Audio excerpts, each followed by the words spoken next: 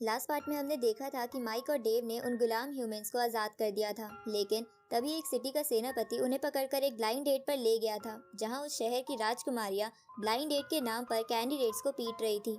तभी माइक और डेव वहां ईरान नाम के बंदे से मिलते हैं, जिसे भी वो सेनापति पकड़ कर ले आया था, लेकिन वो राजकुमारियों से लड़ने में डर रहा था। तो माइक और डेव उससे कहते हैं कि तुम चिंता मत करो, हम तुम्हारी मदद जरूर करेंगे। लेकिन जब ईरान राजकुमारियों से पिट रहा था तो शुरू में तो माइक और डेव उसकी मदद नहीं करते, लेकिन बाद में उन्हें भी उसके लिए बुरा लगता है। इसलिए वो ईरान को बचाने के लिए एरेना में आ जाते हैं और राजकुमारियों को फाइट के लिए चैलेंज कर देते हैं। अब आगे तो इस पार्ट की शुरुआत में हम माइक और डेव को उन दोनों राजकुमारियों के सामने एरेना में देखते हैं। तभी उनमें से ऑरेंज बाल वाली एक राजकुमारी डेव पर अटैक करती है, पर डेव उससे बचकर स्वॉर्ड लेकर ब्राउन बाल वाली राजकुमारी की तरफ बढ़ने लगता है और उस पर तलवार से अटैक करता है। इधर माइक भी विंड ब्लेड से ऑरेंज वाली राजकुमारी पर बार बार अटैक करने लगता है, जिससे बचने के लिए वो राजकुमारी इधर उधर भागती है। इस तरफ ब्राउन वाली राजकुमारी डेव की ओर तेजी से भागती है, लेकिन डेव उसे अपनी सील से कैद कर लेता है। लेकिन वो राजकुमारी अपनी फिजिकल पावर से उस सील को तोड़ देती है, जिसके बाद वो डेव को लात मारने की कोशिश करती है, पर डेव अपने सामने शील्ड बना लेता है। इस तरफ माइक ऑरेंज वाली पर फायर अटैक करने लगता है, लेकिन वो तो माइक के अटैक से बच के डेव पर अटैक करने चली जाती है। लेकिन माइक तुरंत ही उसके सामने आकर उसे बहुत तेज पंच मारता है, जिस पंच के इम्पैक्ट से माइक और डेव भी नीचे गिर जाते हैं और डेव की शील्ड भी डिस्ट्रॉय हो जाती है।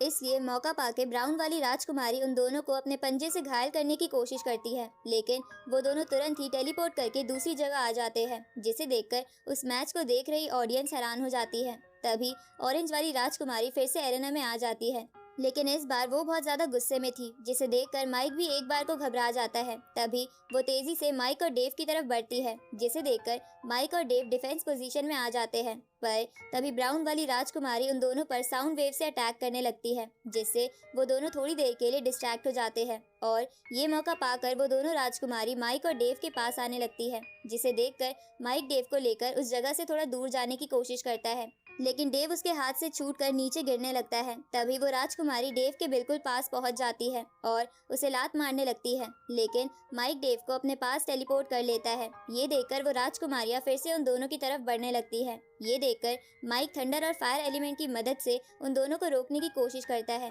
लेकिन वो दोनों साथ मिलकर माइक पर अटैक करती है। पर डेव तुरंत ही डिवाइन स्टैचू की फॉर्म में आकर माइक को बचा लेता है और उनमें से एक राजकुमारी को दूर फेंक देता है और एक के ऊपर अपनी स्वॉर्ड रख लेता है, जिसे देखकर उस राजकुमारी को लगता है कि डेव उसे नहीं मारेगा। पर उसी वक्त माइक एक बहुत ही पावरफुल पंच उस राजकुमारी के मुंह पे मारता है, जिसकी वजह से वो भी दूर जाके दीवार से टकराती है, जिसे देखकर ऑडियंस पूरी चौंक जाती है।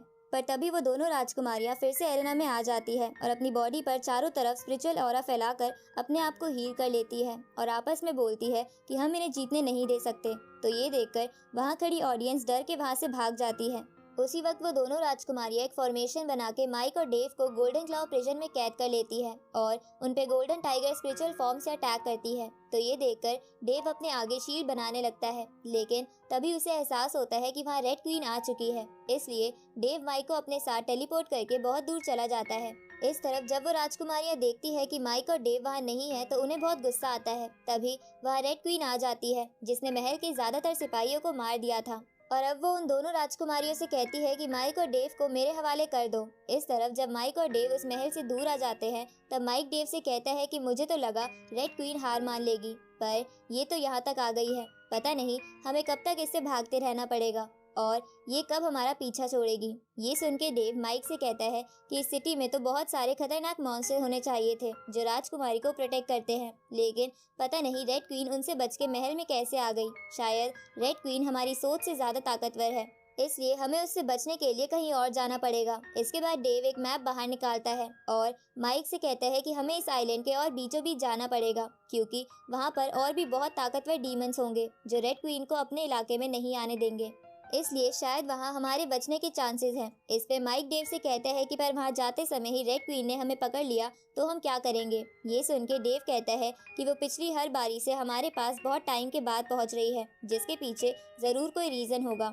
ऊपर से मैं भी उसे थोड़ा दूर से सेंस कर सकता हूँ, इसलिए अगर वो हमारे पास आई तो हम टेलीपोर्ट करके फिर से यहाँ आ जाएंगे। इस पे माइक भी एग्री करता है। साथ ही वो डेव से कहता है कि पता नहीं मुझे इस फाइट के बाद ऐसा क्यों लग रहा है कि मैं रेड क्वीन से बिना डरे लड़ सकता हूँ। लगता है शायद मेरा कॉन्फिडेंस बढ़ गया है। इस पे डेव माइक से बोलता है कि चाहे कुछ भी हो, पर हम रिस्क नहीं ले सकते, इसलिए हमें जल्द से जल्द इस आइलैंड के बीच पहुंचना होगा। ये सुन के माइक डेव से कहता है कि तुमने मेरी बात पर मेरा मजाक क्यों नहीं उड़ाया, क्योंकि अगर तुम मेरा मजाक नहीं उड़ाते हो तो मुझे अच्छा नहीं लगता है। इस पे डेव माइक को बेवकूफ़ कहता है, जिसके बाद वो दोनों आगे जाने लगते हैं। दूसरी तरफ रेड क्वीन ने उन दोनों राजकुमारियों को बहुत ज्यादा घायल कर दिया था, लेकिन वो फिर भी हार नहीं मानती और तेजी से रेड क्वीन की तरफ बढ़ती है। पर रेड क्वीन अपने टेंटिकल्स उनके चेस्ट में घुसा देती है और उन दोनों से कहती है कि माइक और डेव कहाँ पर है। इस पे वो राजकुमारियाँ बोलती है कि तुमने हमसे पंगा लेके बहुत गलत किया है। एक बार हमारे डैड महल में वापस आ गए तो वो तुम्हें जिंदा नहीं छोड़ेंगे।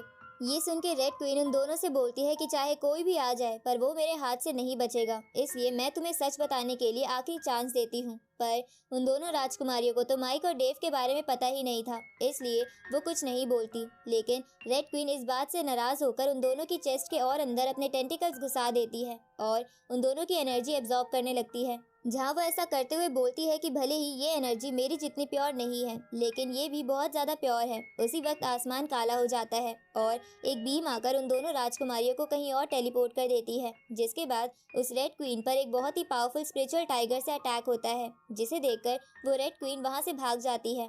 इस तरफ हम उन दोनों राजकुमारियों के फादर यानी उस पैलेस के किंग को देखते हैं जिसने ये सब किया था। अब वो किंग अपनी बेटियों के पास जाता है तो वो दोनों बेटियां अपने फादर को गले लगा लेती है, जिसे देखकर वो किंग कहता है कि मैं सिटी के थोड़ा बाहर क्या चला गया, किसकी इतनी हिम्मत हो गई कि वो मेरी बेटियों को हर्ट कर सके, पर तुम दोनों चिंता मत करो, मैं उसे तुम्हारा बदला लेकर रहूंगा। इसके बाद वो किंग रेड क्वीन के पीछे चला जाता है, जिसके जाने के बाद वो दोनों राजकुमारियां कहती है कि माइक और डेव सच में निडर है जो उनके पीछे इतनी पावरफुल मॉन्स्टर पड़ी हुई है। पर तभी वो राजकुमारी कहती है कि भले ही वो कैसे भी है, पर मुझे तो वो ब्लू बालों वाला लड़का बहुत ज्यादा पसंद आया था। इस पे दूसरी राजकुमारी कहती है कि हाँ, मुझे भी वो दूसरा लड़का बहुत पसंद आया, पर पता नहीं हम उन्हें दोबारा देख पाएंगे या नहीं। इस पे ब्राउन वाली राजकुमारी कहती है कि अगर वो वापस यहाँ ना आए तो हम उन्हें ह्यूमन वर्ल्ड में ढूंढने जरूर चलेंगे। इस तरफ हम माइक और डेव को देखते हैं जो एक पहाड़ पर बैठकर आराम कर रहे थे। तभी माइक बोलता है कि एक दिन गुजर गया है पर अब तक वो रेड क्वीन हमारे पास नहीं पहुंची।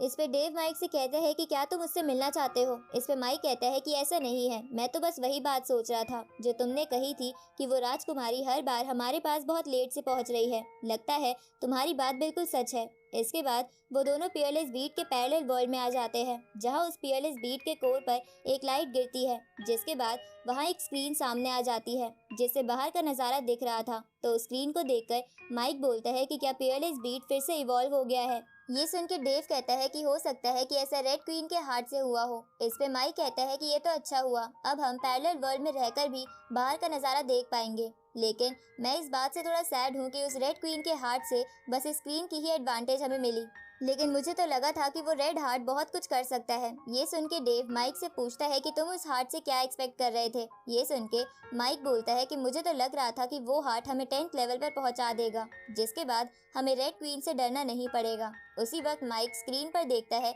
कि रेड क्वीन तेजी से उसी तरफ आ रही है जहां वो दोनों थोड़ी देर पहले थे। इस तरफ रेड क्वीन वहां आ जाती है, लेकिन वो बहुत ज्यादा घायल थी। तभी वहाँ वो किंग भी आ जाता है जो रेड क्वीन से कहता है कि मैं तुम्हारे कल्टीवेशन को ध्यान में रखते हुए तुम्हें एक ऑफर देता हूँ कि तुम मेरी दासी बन जाओ तो मैं तुम्हें माफ कर दूंगा। इधर माइक और डेव भी किंग को पहचान जाते हैं। इस तरफ रेड क्वीन ये कहते हुए उस किंग पर एक वेब से अटैक करती है कि तुम मुझे दासी बनाने के तो बस सपने देखो, पर वो किंग स्पिरिचुअल हैंड से रेड क्वीन का वेब डिस्ट्रॉय कर देता है। तो ये देखकर रेड क्वीन स्पिरिचुअल हैंड को रोकने की कोशिश करती है, पर ऐसा करने में वो भी पीछे हो जाती है। साथ ही उसकी सांसें भी फूल रही थी और उसकी धड़कन भी बहुत तेज तेज चल रही थी। साथ ही ऐसा डेव और माइक के साथ भी हो रहा था। इधर रेड क्वीन किंग से कहती है कि अगर उन दोनों गधों ने मेरा हाथ नहीं चुराया होता तो तुम मेरे सामने खड़े होने की हिम्मत भी नहीं कर पाते, लेकिन अब भी तुम मुझे नहीं मार पाओगे। लेकिन ये सुन के किंग रेड क्वीन से कहता है कि तुम्हारा कल्टीवेशन भी अच्छा खासा है, साथ ही तुम हेवनली मॉन्स्टर ब्लड लाइन से हो, जिस ब्लड लाइन से आज तक मैंने एक भी मॉन्स्टर नहीं देखा है, इसलिए मैं तुम्हें पकड़कर एंसेस्टर हॉल को दे दूंगा। क्योंकि वहाँ के एल्डर्स जरूर तुम में इंटरेस्टेड होंगे। इधर ये सुन के माइक को बहुत गुस्सा आता है। दूसरी तरफ रेड क्वीन अपने घाव को हील कर लेती है, जिसके बाद वो अपनी 2 स्वॉर्ड निकालती है और किंग को गाली देते हुए उस पर अलग अलग डायरेक्शन से अटैक करने लगती है। लेकिन किंग तो उससे आराम से बचे जा रहा था। लेकिन तभी रेड क्वीन बहुत ही पावरफुल अटैक किंग पे करती है, पर किंग इस अटैक से भी 6 टाइगर विंग की मदद से बच जाता है। तो 6 टाइगर विंग को देखकर माइक और डेव समझ जाते हैं कि वो किंग मून गॉड लेवल पर है। इधर रेड क्वीन किंग पर एक स्लैश अटैक करती है, लेकिन किंग उससे बच जाता है और पीछे से रेड क्वीन को पकड़ने की कोशिश करता है। तो ये देखकर रेड क्वीन सेक्रीफाइस टेक्निक का इस्तेमाल करके अपने चारों ओर शील्ड बना लेती है और किंग को भी दूर कर देती है। लेकिन किंग फिर से उसके पास आके उससे क्लोज कॉम्बैट फाइट करने लगता है। इधर माइक कहता है कि ये सेक्रीफाइस टेक्निक बहुत ज्यादा पावर बढ़ा देती है। तभी किंग भी उस टेक्निक को देखकर थोड़ा सावधान हो गया। इस पे डेव बोलता है कि इस टेक्निक के जरूर साइड इफेक्ट भी होंगे, इसलिए मुझे डर है कि शायद रेड क्वीन किंग को नहीं हरा पाएगी। ये सुन के माइक डेव से कहता है कि क्या तुम्हें रेड क्वीन की फिक्र हो रही है। इस पे डेव माइक से कहता है कि अपनी बकवास बंद करो। इस तरफ किंग रेड क्वीन से लड़ते लड़ते अपनी रियल वाइट टाइगर की फॉर्म में आ जाता है, जिसे देखकर रेड क्वीन भी तेजी से अपनी फॉर्म में आते हुए किंग की तरफ बढ़ती है, जिसकी वजह से वहाँ बहुत बड़ा इम्पैक्ट होता है। और उस इम्पैक्ट के बाद किंग और रेड क्वीन दूर दूर हो गए थे। साथ ही रेड क्वीन की स्वॉर्ड भी टूट गई थी, जिसे देखकर माइक और डेव को क्वीन के लिए बुरा लगता है। तभी माइक डेव से कहता है कि हमें कहीं ऐसा फील रेड क्वीन के हार्ट की वजह से तो नहीं हो रहा। इस पे डेव कहता है कि ऐसा हो सकता है क्योंकि वो हार्ट बहुत पावरफुल था। इस तरफ हम देखते हैं कि किंग भी उस अटैक से बहुत घायल हो गया था, पर इस बात का पता उसे थोड़ी देर बाद पता चला था। लेकिन इस बात से वो बहुत ज्यादा गुस्सा हो गया था, जिसके बाद वो रेड क्वीन से कहता है कि मैं तुम्हें आज पकड़कर अच्छा सबक सिखाऊंगा, इसलिए चुपचाप मेरी दासी बन जाओ। और ये बोलकर वो रेड क्वीन को पंच मारता है, जिससे रेड क्वीन नीचे जाकर गिरती है। पर वो फिर भी उठते हुए कहती है कि चाहे आज मैं मर भी जाऊं, पर मैं किसी की गुलाम नहीं बनूंगी। अब ये बोल के वो रेड क्वीन फिर से किंग की तरफ बढ़ती है, जिसे देखकर माइक और डेव एकदम से रेड क्वीन को रुकने को कहते हैं। और इसी के साथ ये पार्ट यहीं खत्म होता है।